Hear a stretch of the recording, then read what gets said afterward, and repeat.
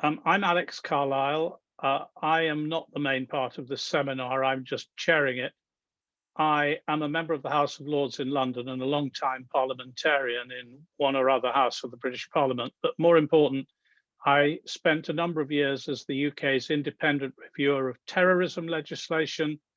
And for the last 20 years, I've taken a very close interest and followed minutely terrorism law and practice in the UK and around the world. I'm delighted to be able to welcome our very special guest speaker to this webinar. She is Dr. Sagit Yehoshua. Sagit, as I'm now going to call her throughout, is a criminologist, and she specializes in profiling the psychology of terrorism and terrorism risk assessment. She will be willing to answer your questions in due course. Please would you try and use the Q&A function rather than the chat function, though I can already see that there is a message on the chat function, but please try to use the Q&A function and I will pick up your questions. Could you please put your name on the question if it's not the name that is on your screen, as it were. I have a grandson who's called Jacob, who's one of his email Jake is a Jedi. And so everything that comes from him on the screen tends to have Jake is a Jedi. I really don't want to say this is a question from Jake is a Jedi. And if you represent an organization, please say what it is. So, as I said, Sagit is a criminologist specializing in profiling the psychology of terrorism and terrorist risk assessment. She's a research fellow at the Institute of Counterterrorism, the Interdisciplinary Center at Herzliya in Israel. And she also joined the International Center for Study of De-Radicalization at my university, King's College London, as an Atkin Research Fellow in 2009. She works as a lecturer at the Hebrew University in Jerusalem, as well as at the Interdisciplinary Center in Herzliya. She also works as a consultant for intelligence, commercial and private security companies, and as a profiler and extremist risk assessor in Israel and internationally. So nobody has a wider practice in this field than Sagit. Recently, in November 2020, her book on terrorist minds was published, and I promise you that you will be sent a flyer for the book so that you can instantly click and buy it, for it is well worth reading. So I'm now going to hand over to Sagit to speak for some minutes, and then after that I may well ask one or two questions, and I'll be looking on the Q&A for your questions as we go, and I can already see one. Sagit, over to you, and thank you very much for all the time and trouble you've taken to be here. Thank you so much, Alex. It's my pleasure, definitely my pleasure. Thank you all for coming, and thank you very much, the UK LFI, for inviting me. Returners, I will share a screen right now with a short presentation that I'll be happy to share. So basically, Alex already told you who I am. I'm a criminologist, and I worked for many years with criminals from different types, and I was always interested in the mindset and why do people do what they do, what motivates them. And I was also very interested in the conflict here in Israel, between Israel and Palestinians and Arabs. And in Israel, we have a wide population of security prisoners, as we call them. And I was very keen to understand their mindset and how they think and what motivates them and how they make decisions. And that's how my profession diverted into focusing on people who commit terrorist acts or violence acts in the name of ideology. And it's interesting because later on, coming to the UK, I came across a different type of terrorists. It was very interesting for me to see. And so the book, I wrote it based on two main things. The first one is the research I've conducted for the PhD, where I'll discuss it for a few minutes. And then I think while I was writing the book, I came across the actual process that I went through as a researcher, and mainly the field itself went through in the last 20 years, when I started as a young criminologist until today. So I'll try to explore with you that process, which I found really interesting. And while I was writing the book, I thought I must, explore it in the book. And that's why the name, from social psychological profiling to assessing the risk, how it went from just, the challenge of conducting the research and understanding the profile to the point where we actually have these risk assessment tools and the need to use them. So these are the two things that I will focus on. I will start with the research itself. The idea was I focus on the leaders in prison from Hamas, Fatah, and Islamic Jihad, the main groups that we have in Israel. The idea was to expand the knowledge, to understand the phenomena, and to try to see how we can communicate, how we can deal with that better. It was a qualitative study based only on interviews. I met with the prisoners in different prisons around the country, and we discussed, their lives, their thoughts. Whatever they wanted to discuss, I added topics that I was interested in. The idea was to explore as much as possible. And eventually, at the end, I analyzed all the information. And as you can see, the participants in Israeli prisons, it's quite a democratic system. So Fatah, which is the biggest organization, has most representative. Hamas is the second in size, and Islamic Jihad is the smallest. So this is how it was spread out in terms of representatives. The profile itself, after nearly 2 years of doing these interviews, I had tons of information, and I was reading through it and trying to, categorize it and to find different types of elements that will construct the wider profile. So it's based on 5 main angles, 5 main elements. The first one was the social influence factor, which I found to be the most important aspect. And it's quite, understandable if you think about yourself, everyone, where you come from, who your parents, who is your family, people you socialize with since you were a child, how that influence who you are today and what you're doing, what religion you're from, what background do you have, events that you have in your life. All this was really, really important in diverting and shaping their identity, who they are, and eventually how that led them eventually to join the movements, the organizations, and actually conducting the acts themselves. So I found that to be the most crucial and important aspect in their mindset and in their motivation.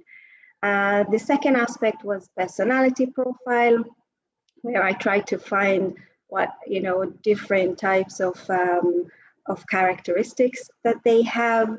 I also tried to check whether they have antisocial personality disorder, being in prison. This is something that I was really interested to find out. I didn't find any, and that's also add to the idea of very strong ideology coming from a place where you truly believe that what you're doing in order to save your people, in order to contribute socially to your people. So it's definitely not something that comes out of self-interest and antisocial personality disorder. The third aspect was the mindset, where I was interested in whatever they were thinking, but I also focus on the idea of their rationalization for committing the terrorist act. Why, how do they explain it? How do they see it? It was very interesting to see. And as I mentioned, most of their rationalizations were to feel the savior of their own people, to do things for their society, to change, the future for their own kids. It was interesting to hear. The fourth angle was the leadership profile, where it was interesting to see the difference between religious organization to secular one, how they operate, how they think. Do they work in a group? Do they work separately? Do they consult with each other? How do they make their decision? And I think it was the only element where I see the difference between the two sides, the religious and the secular. And the last element was the prison experience. I think that being in prison for so long, in Israeli prison, it definitely have a strong influence. And I'll discuss the aspects of rehabilitation program that we have all around the world today, especially. But Israeli prisons, we don't have any programs, but yet they're going through a very unique process, which I'll talk for just a minute. The idea of radicalization in prison. Does prison in Israel radicalize or maybe de-radicalize prisoners? So as I saw it, there is no de-radicalization process, since it comes from a very strong belief in the cause and in their identity and in their acts in order to change, as I said, the reality on the ground. But there is definitely a different aspect of becoming a lot more pragmatic towards the conflict, understanding the other sides better due to different elements that I will describe now. One of the things is that once they're in prison, some of them see Israelis for the first time, communicate with Israelis. A lot of them learn how to speak in Hebrew, so they can communicate better. They gain really good communication skills and negotiation skills, which helps in the ability of them to communicate and negotiate. They watch Israeli TV. They learn, how Israelis see things. They gain education in prison. Today, not anymore, due to in 2005 with the Gilad Shalit bargaining. I don't know if you're familiar with that case. Then in order to pressure Hamas, Israel decided to stop allowing prisoners to gain education in prison, but they still do it themselves. They teach each other. So they use the prison in order to improve themselves and do whatever they can. So the idea was that, when a prisoner is entered prison, in the first 2 or 3 years, he radicalized. He's very angry. He learns everything about the organization, everything about, how to become a better terrorist. But after, a while, along with studying Hebrew, gaining education, and spending more time understanding and interacting and communicating with Israelis, they become a lot more pragmatic, as I mentioned. So it's a really interesting process that they're going through. And mainly these 5 elements, they are the construction of the foundation of the profile that I found of the leaders while in prison. The last aspect that I will discuss, which I found super interesting, is the process. As I mentioned, it's something I realized only later while I was writing the book. The idea is that how everything has changed. When I started, nearly 20 years ago, it wasn't as today that, terrorists weren't out there like, with social media and everything. For me to to get these access into these prisoners was a great, privilege, something that most researchers don't have. And when I had to profile someone else that I didn't have access to, it was really challenging, because you need a lot of information, you need to understand the background, you need to understand the person, you need to have every information that you have. And most terrorists out there, they don't reveal a lot of themselves back then. And the challenging aspect was to build the profile. Once I've done it and I was able to, predict behavior, I was able to make assumption based on that profile, it was a great, achievement. While today, with social media, with the idea that the information is out there, you can actually communicate with different kinds of extremists on Twitter, on Facebook, in order to find that information, you can just, go online. And suddenly, for me to build a profile, it's not that challenging anymore to acquire that information. It's something that is easier for me. When I Google someone and I see his Facebook page and he's standing and behind him there's a huge ISIS flag, then you know where is, what his beliefs and what he's, and it's easier. So now we needed more. It wasn't enough just to build the profile and understanding the mindset and, understanding what this person is and understanding the phenomena. We needed more. We needed to construct tools in order to assess the risk. And that's why we have, in the last few years, there has been some tools that were initiated in order to deal with that risk. We have, foreign fighters that comes back to Europe and to other locations and pose a risk to society. And we need to know how to integrate them or how to rehabilitate them. And these tools helps a lot. The other change that I realized was in the type of terrorists that we're dealing with today versus what we were dealing with before. If you think about the 70s, the 80s, and even, the 2000s, until, what we started experiencing with Al-Qaeda and with Daesh, the ideology was a really important thing that, motivated people to join the organization. They actually felt that they're doing something for their society.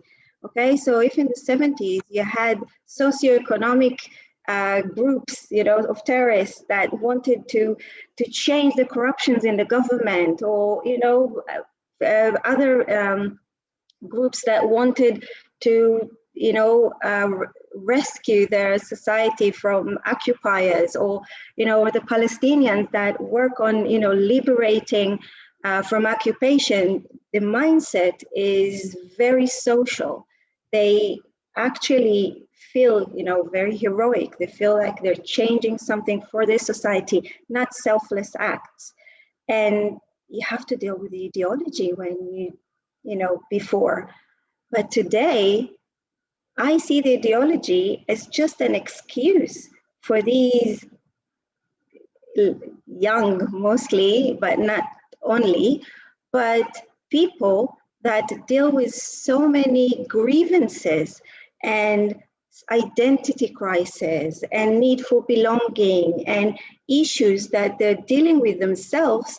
And this strong ISIS ideology comes and gives them something to believe in, but it's not the ideology, because the problem is with themselves. So now we need to deal with something else. So the terrorists I need to profile today, I found them to be different than what I had to deal with, back then, because today it's easier. And I found it easier. It's very simplistic, I know. But I found it easier to deal with, because if someone has an identity crisis, then deal with this identity crisis.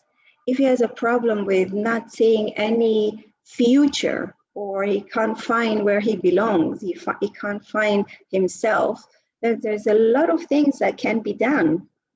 And I know that rehabilitation programs in Europe, doesn't work properly, but they don't work because we still didn't understand exactly what the needs and how we can work, accordingly in order to do this properly. So, I mean, that's how I saw it.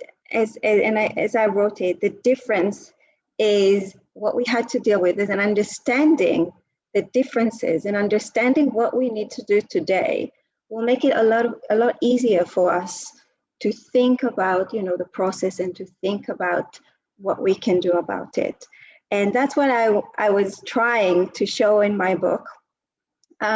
Today, the profiles, being a profiler helps me. And it's just, the foundation of what I need to do in order to assess the risk. It doesn't stand on its own like it used to be 20 years ago. Today, I use it in order to do the risk assessment. And then I can actually say, this person poses a risk to the society. And if he will be given this and this solution, then it can work. And it's not magic, I know. There is a lot of work here, but it's still something tangible. And I strongly believe in that. What we are dealing with in Israel is such a strong ideology. There is, it's only political aspects and things that it's a lot more difficult to deal with. I hope it's a positive note to end with, but thank you very much for listening. Thank you very much, Sagit. We've got quite a few questions coming in, but I'm going to ask one myself first, if I may, chairman's privilege. Do you believe that de-radicalization is an achievable result in more than a very small proportion of individuals? And even if it is not, does it matter? And I'll use the example, which I know is not always welcome, of what happened in Northern Ireland.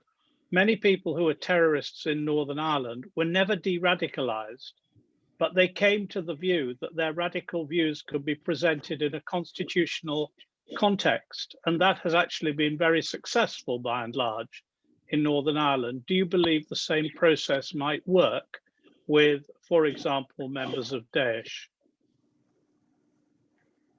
Look, I believe that de-radicalization can work. I know that many people don't think so, and I know that it doesn't seem to work today in many places. But as I said, I think we yet don't understand how to, what exactly the needs from the other side. And once we will be able to see that. Once we'll be able to focus on the needs, we will know how to, make these programs much better. And yes, as I said, it's not like putting someone in prison for 3 months. He can't go through any process. I mean, it takes him, I don't know how long just to adjust to the situation that he put himself into. So you can't expect someone that is in prison, even for a year, to change, to go through any process. And I know I've been criticized for saying, so you're suggesting to put them for long periods of time. And I'm saying, I'm not saying to do that. I'm just saying that if you want something to work, you need to understand that it takes time, and you need to adjust the time that you have to the programs that you want to apply on that specific prisoners. And if someone poses a risk, but he's in prison for 4 months, and at the end of these 4 months, you assess the risk and you still think that he's posed a risk, you can't release him and then say the program doesn't work. That's how it works today. And you mentioned before when we talked, that the act that happens in London Bridge and, in the UK, whereby prisoners who released from prison and went through these programs, but they didn't finish the program. They were assessed as dangerous. and they were released anyway. So where is the problem? I don't think it's in the programs. I'm now going to turn to some of the questions that have been put on the screen, and I'll take some of them together, if I may. Could you tell us a little bit more about the process of your research, particularly how many prisoners did you interview? How honest were they in their interviews, so far as you could tell? How did you gain their trust? And why were they motivated to cooperate with you? Well, there were 18 prisoners. I think in the table that I show there, I show the where they belong, which organization. The process was that they were freely involved in the research. I mean, I didn't force anyone to join. They volunteered. I explained to them what I'm interested in. I told them I'm a researcher. I'm doing a PhD. I'm interested in getting to know them, how they think, and how they operate. At the beginning, there was some suspicion. But since I'm not part of the prison system and I was an outsider, I'm not part of intelligence, then, you know, eventually they realized like I'm just like a psychologist that they can speak with. I offered them anonymity. So I signed a paper saying that I'm not going to expose their names or, you know, what they're telling me. And I haven't. In the book, you won't see names of the prisoners that I spoke with, just numbers. I call them by numbers. I gave some description, but I didn't expose them. So I promised them anonymity. Whoever came and eventually felt he doesn't want to talk, then, you know, he was released. There weren't in the room any guards or any officers. It was only me and them. They weren't chained, so they felt very comfortable. I think that why they're motivated, well, they want to be heard. They want, you know, everyone to know what they have done. I mean, any ideology wants to be heard in that respect. They were very keen that, you know, we will see who they really are, how intelligent they are. I think the fact that I'm a woman also helped in the respects that they felt more comfortable to speak with me. That's it, I think. Okay. I'm going to take two other questions now. One has been put in this way. During your research, how do you know that the questions were answered reliably rather than being manipulated so as to sabotage your research? And associated with it, I'm going to put a question that is from another participant, which is definitely under consideration in the UK at the moment. How closely is the profiling of radicalized individuals associated with behavior detection methods, which are in vogue in certain sectors of the security industry?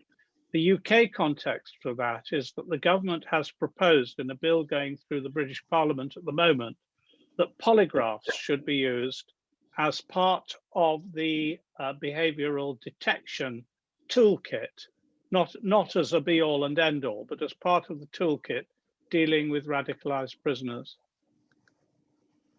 Okay, so in terms of reliability, then first, everyone I interviewed, I read their files, I knew exactly who they are. I interviewed people that they know, they're familiar with. So I came knowing who the person is. So if they were lying to me, then I knew about it. But as I mentioned, they really want me to know who they are. They really want me to see how amazing they are. And the questions and the discussions that we had were more about, you know, tell me about yourself, tell me about your childhood, and stories that, you know, when someone tells something about himself, it serves himself very well. So sometimes if they lied and I knew about it, I didn't use it. I didn't confront them because I knew why they're doing it. I didn't find them to be manipulative. I had maybe one who was a bit manipulative, but once he realized that I know him, and there's no point of manipulating me, because the idea of the research is just to get to know them. Do you think that the use of neurological techniques, which might include polygraphs, but basically we're talking about more mainstream psychological assessment, are legitimate in dealing with radicalized prisoners? And do you believe that programs can be designed which stand up to academic scrutiny using a combination of your kind of approach, interviewing techniques that you use, and neurological techniques? Or, and I'm going to quote one of our questioners, are the nice ones not simply ticking time bombs to whom we owe nothing? And how many times will they let you down? Well, in terms of neurological, techniques, I treat them with a bit of suspicion. I mean, due to the fact that, the collaboration or cooperation with those techniques can be quite problematic. And I believe, in straightforward techniques, understanding the other side better in that respect. If those techniques prove themselves on top of others, not by itself, to add, to what we already have, probably, then fine. But I myself, I trust them less than other techniques that normally is being used. I think they can be manipulated. There's a lot of things that you don't really understand in these techniques, and I'm not a big fan. But this is not my field, so I can't judge on that respect. In terms of the nicest ones are the ticking bombs. That is true. I mean, it's not true that the nicer ones are the typical. It's true that it takes a while to understand exactly who stands in front of you, because they could say to me horrific things in a very calm and nice manner, and sometimes they explain their acts to details, how they committed this murder or how they did this. Sometimes on people, explaining things they've done, in events that I was familiar with, or people I know that were involved. And it wasn't easy.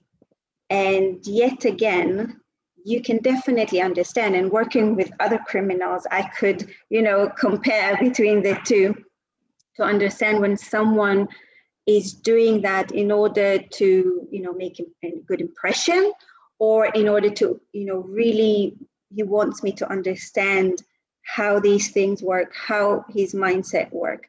And to do the risk assessment later, I can definitely know if someone, even though he's totally nice and calm and respectable, it doesn't change the risk assessment, whether he poses a risk or not. There are other elements, other factors that I take into consideration that can be dynamic or can be static, but they all mix together in order for me to understand who is standing in front of me. It doesn't matter if he's going crazy or if he's very calm and nice. So that I hope it makes sense. Thank you. In the United Kingdom, we have something called the Joint Terrorism Analysis Centre. It's an independent group of specialists, which today reduced the terrorism risk assessment to substantial, which is the 3rd level out of 5. Do you believe that your techniques and intelligence techniques applied by people like those who work in JTAC enable one to be able to predict when there is likely to be another incident, using the learning from the type of work you are doing? Yes, I mean, simply, I think that, but it really takes someone to be professional. I mean, understanding the motivations, understanding the culture, understanding, everything that needs to be, you need to be familiar with in order to be able to assess the risk properly. I think one of the biggest problems in Europe is that it's a different culture, and it's really difficult for one from one side to understand how the other side, think and operates, while it's so different from his own values and his own culture that it mixes, and it doesn't allow the person to actually understand. So if you take someone from, like, why do you think that, people that got de-radicalized are the best ones to actually assist in that respect? Because they came from there. They understand how it works. They were there. They understand the triggers. They understand everything. And, they need to be used in order to do that. And many of them actually, do that. But there's a lot of people that think that they understand, they think that they know how it works, but they're far away from it. Do you think the work that you are doing and have done has an application in helping to prevent people from becoming terrorists at all, as well as reforming those who have already committed offences? And if so, how would that be applied? I can give example from my work today. Today, I'm working in Israel, and most of my work is with actually Jewish terrorists rather than Palestinians. We have, the issue of right-wing extremists in Israel, terrorists that, are doing exactly what Palestinians think terrorist things in terms of national, aspirations, thinking that, they should act violently against Palestinians in order to promote their ideology and cause. And these terrorists, I found them to be quite in their profile, quite similar to the foreign fighters rather than the Palestinians, where, they're coming from self-interest and own grievances rather than ideology. So in terms of prevent, I do believe that once you understand the phenomena, once you understand the group you're dealing with, and you understand what is needed to be done, and you're doing it with some of them, okay?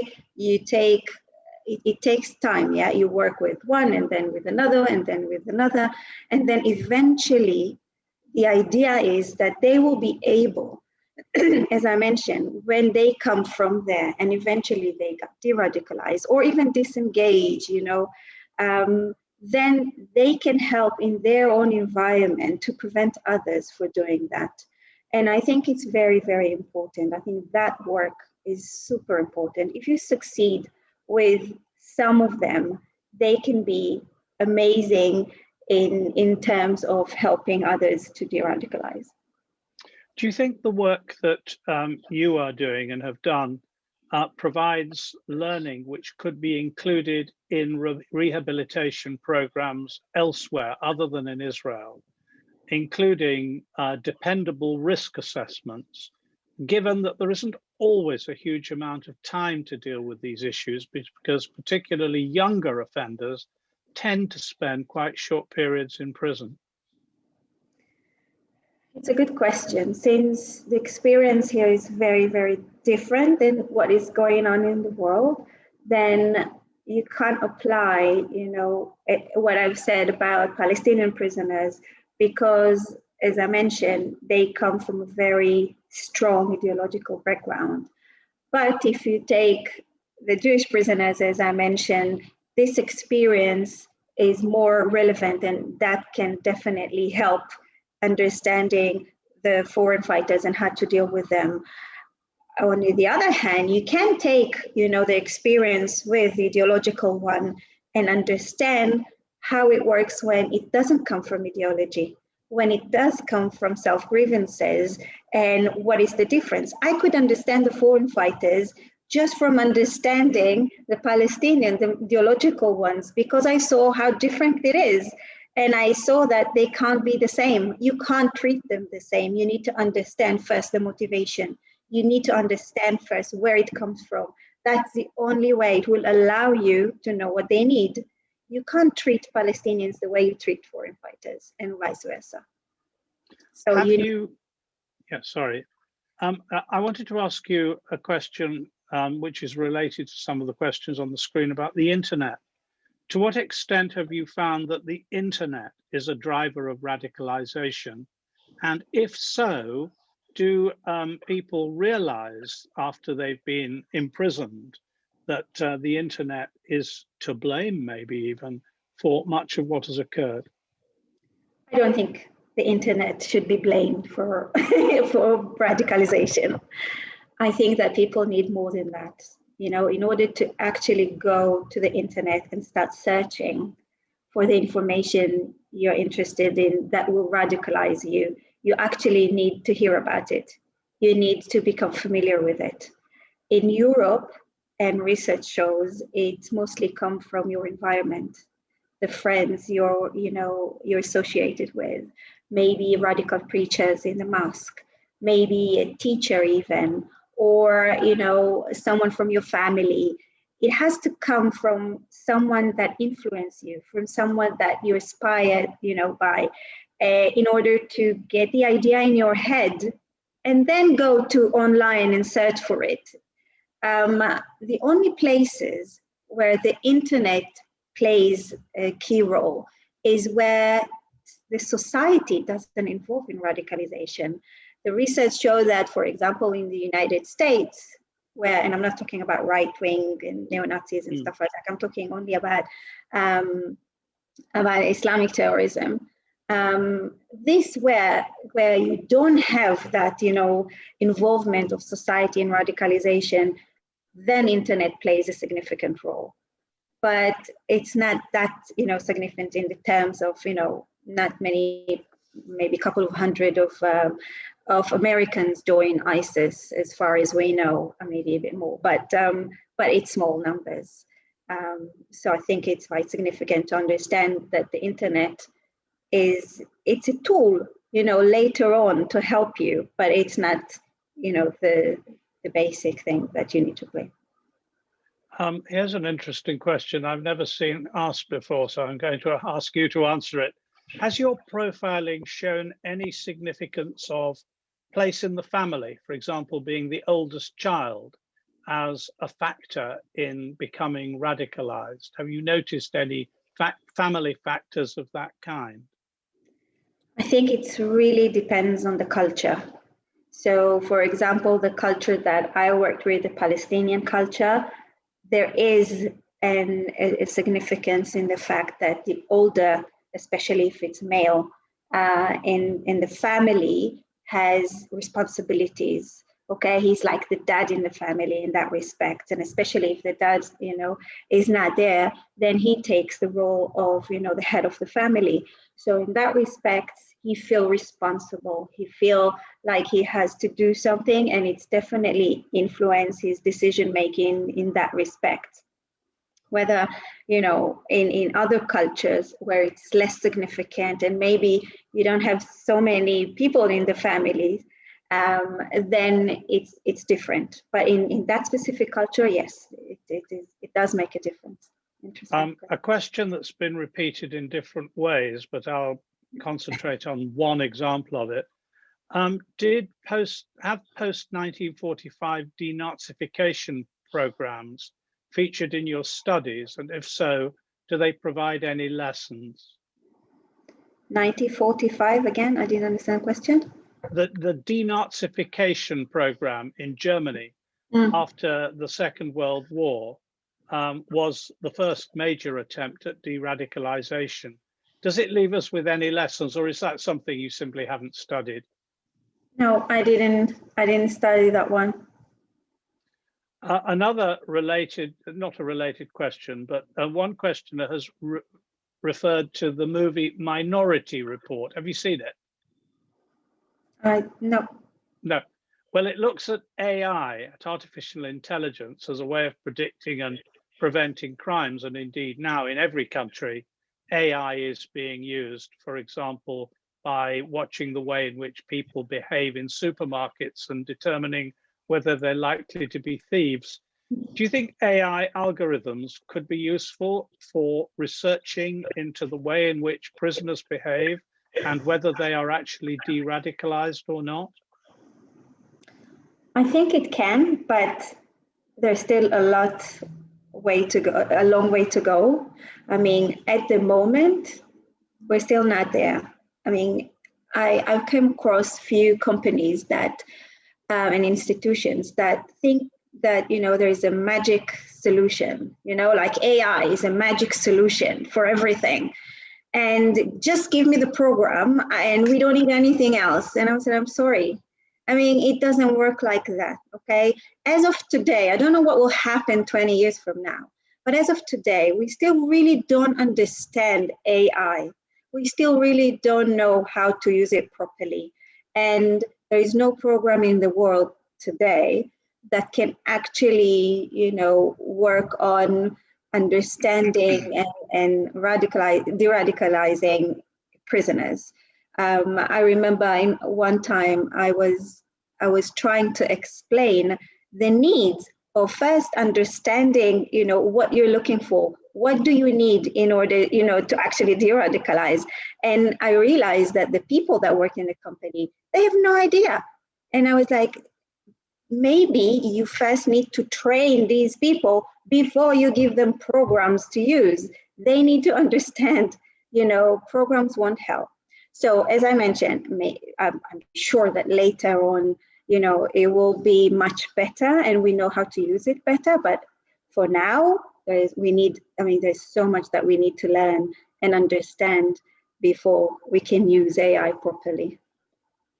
From your experience, did you find the prospects of de-radicalization in the Israel-Palestinian context for leftist and ideological terrorists different from the prospects of de-radicalization for those who are inspired by religious motives and jihadism? Yes, it's different because in the terms of the ideology, there is no de-radicalization because you still believe in the ideology, you still believe in the cause, you still believe that this is the right thing to do. So you don't de-radicalize. In order to de-radicalize, you need to, think that this is not for me, what I've done was wrong. This is de-radicalization. I don't believe it was right to do so. But there can be disengagement where you say, okay, that I believe in the cause, but I'm sure that there's a better way of achieving that cause. Or you can become more pragmatic and think, of the causes is just, but how to get there should be changed. And we did find it among Palestinian prisoners who spent years in prison and eventually said, I still believe in the cause. I still believe that we need to have our own, country, but we can do it differently rather than violently. In terms of Daesh/ISIS foreign fighters, I think that their de-radicalization is much more, just in the sense that, okay, what we've done was totally wrong. We interpreted Islam, we interpreted the Quran, we interpreted, how it's been translated in a very extreme way. And we're coming towards, moderating our thoughts in that respect. We still want to be Muslims, but we want to be Muslims that don't believe in violence, so they change, their cause, they disengage from the organizations, they disengage from the cause and from violent actions. So that's the difference that I see between the two. Are your findings equally applicable to right-wing extremism? Yes. More to the sense that they de-radicalize, yes. Do you think that right-wing extremists are different in character as a generalization from theologically committed extremists? Are they more like everyday criminals and less like true radicals?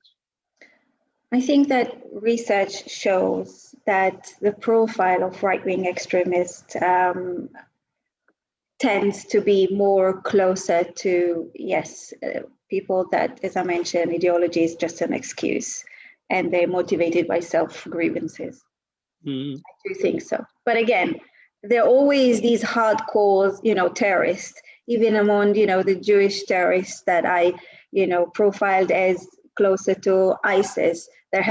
They do have some really ideological ones that actually killed, Arabs and Palestinians, and did it because they believe in the cause, and this is not something that you can actually change. The same things with neo-Nazis, the same thing, there is always the ones that are really, really hardcore, but most of them can be de-radicalized eventually. I'm going to quote this question direct, but in a different order from the way it's asked. Do you recommend any specific legal reforms, and what, if any, changes in your own politics have your researchers brought about? Well, first, I highly recommended that education will be back to be applicable in Israeli prisons for security prisoners. I think it's highly important. I think it's a really influential way for prisoners to learn a lot about Israelis, because the main subject that they take, it's like Israeli history and Jewish, history, and they learn about the Holocaust. And I mean, it's really, really important. And I think the fact that we still from 2005, after Gilad Shalit was released, it's still not, applicable. And I think that it's unfortunate. So in terms of what I would have want to change, definitely this aspect. And in terms of, reforms, I think that we need, especially if we're talking about the UK, I think we need to trust more, the risk assessment aspects. And if, there is a recommendation on someone who poses a risk, find the legal options to keep him in prison, or to, allow him to continue the program until it will be certain that he doesn't pose a risk anymore. Can you just say a little bit more about some of the risk assessment tools that have been created, and about the ones that you think could best be deployed certainly in comparable countries? Well, there are quite a few tools, but the two main tools are the ERG and the Vera, which one is in America and one is in the UK and Europe use, and in the UK they are using it. They're quite forward, dealing with the background, the grievances, the motivations, and allowing you to tick, what this person has or what he doesn't have. And once you have it, you have all the information and you can actually see. So I'm using these tools in Israel, but I have to adjust them to the circumstances here, because they're more relevant to what's going on in Europe and in some respects in other places. So I take these tools and I adjust them to be relevant to what's going on. And I think that's what we should do. I know I have friends that are practitioners in the UK that do risk assessments in prisons, and they use these tools to, the way they understand it. So some of the aspects they don't think that are relevant. So they have quite flexibility in how to use it. And I think that it covers most of the things that needs to be covered in terms of assessing the risk. And it adds to it the options for you as a risk assessor to add things that you think that are relevant from your familiarity with the field and the prisoner himself. So I think these tools, are getting better and better. And I think if you do it properly, if you're a professional and you do it properly, they they're good in posing the risk, and they should be taken, into consideration. Are we anywhere near countries with a reasonably well-developed prison system actually producing a unified set of tools or a well-understood set of methodology that will mean that it's not simply people of goodwill doing their best in every prison, but often failing, as opposed to some quantitative analysis of the qualitative work that you and others do being turned into some kind of methodology? I think you need to look at the bigger picture. It's relatively a very young field. It's not something that you have years of experience. We only started doing risk assessments properly in the last few years, and it's because of the need. I mean, the need rise because of the returnees, the foreign fighters that returned from Syria, and we had to to adjust. We had to construct these tools. We're still learning. We're still working on it, and it will take time until they will be fully proper, like other tools that we have, that we know today based on experience, how to do them like to the best ability. So I think it will take time. I think we need to give it time. We need to continue. The experience is good because we have a lot of prisoners and a lot of, fortunately, yes, but we have a lot of subject that we work on and we learn from it. And once we will be able to take the qualitative and the quantitative together, like what I do, I don't believe in, just one can stand alone or give you a solution. I believe that it has to be, everything together, and that will give you the best answer. I have a question which I'm going to ask because it's been brought to me as a UK parliamentarian on 2 occasions in the last few months, indeed once this week. But the question that's directly asked by a contributor is UNRWA, which is the umbrella for education in schools on the West Bank, responsible for the development of Palestinian terrorism? And the specific context, I think, of that question, or the way it's been brought to me, is a set of complaints about the content of textbooks used in some schools on the West Bank in the program the questioner refers to.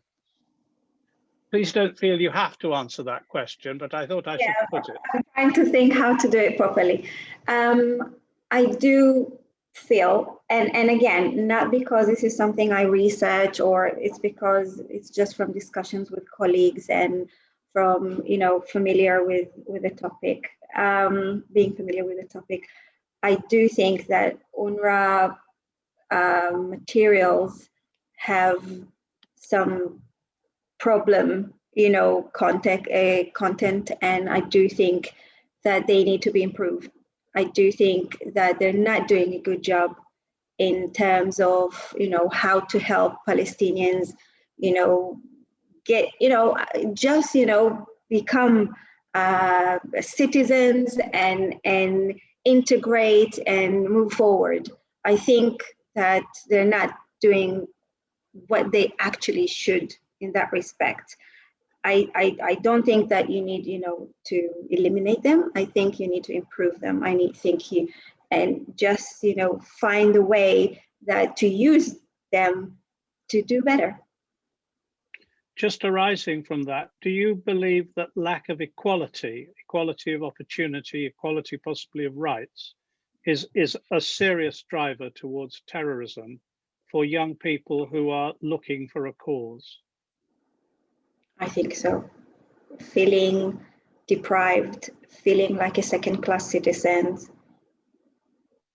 brings a lot of anger and frustration, and you feel really, really frustrated from where you are.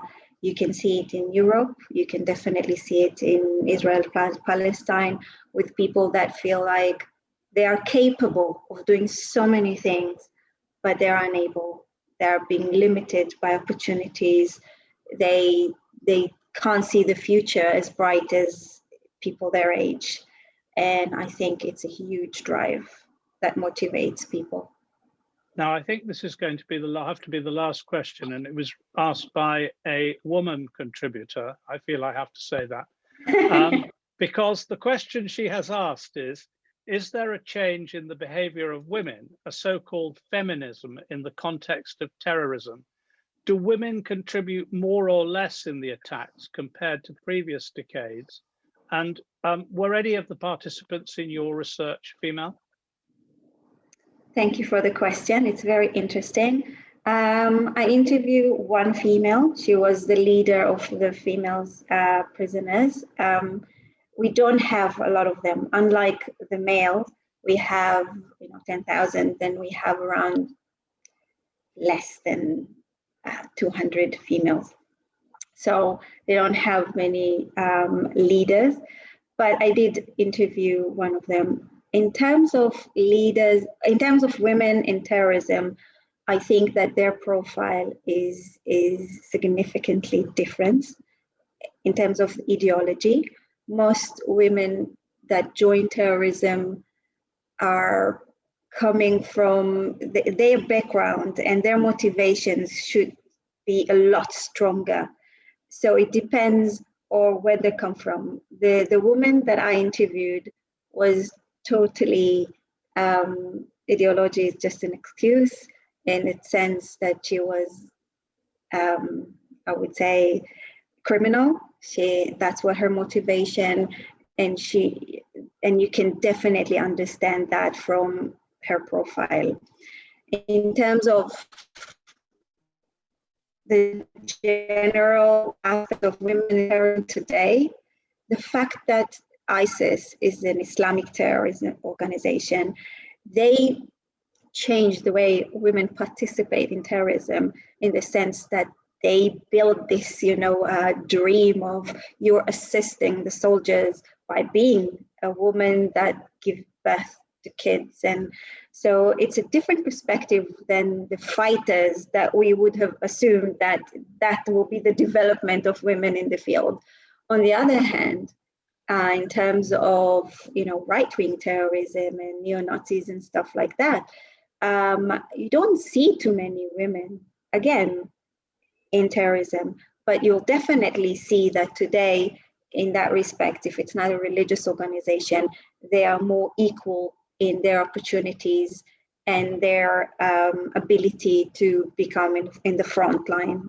However, as you can see, less women are very keen on joining terrorism. They come from a different perspective, and a lot of them will disengage.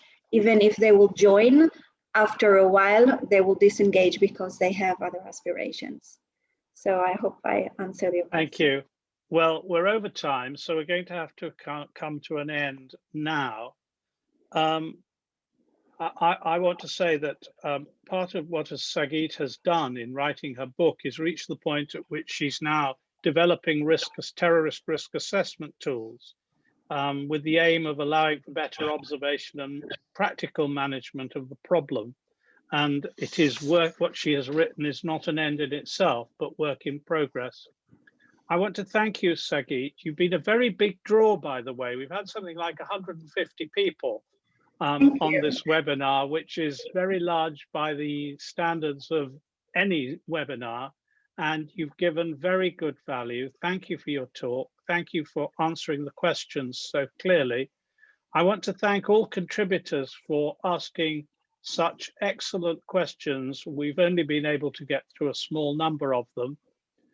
We'll have a look at the questions that were not answered afterwards and see if some of them can be addressed in written form, please. But please, would you join me, albeit silently, in thanking Sagit, her contribution to this webinar. Thank you all for coming. And once again, my profound thanks and Sagit's to UKLFI and to Jonathan and Caroline for facilitating this international event.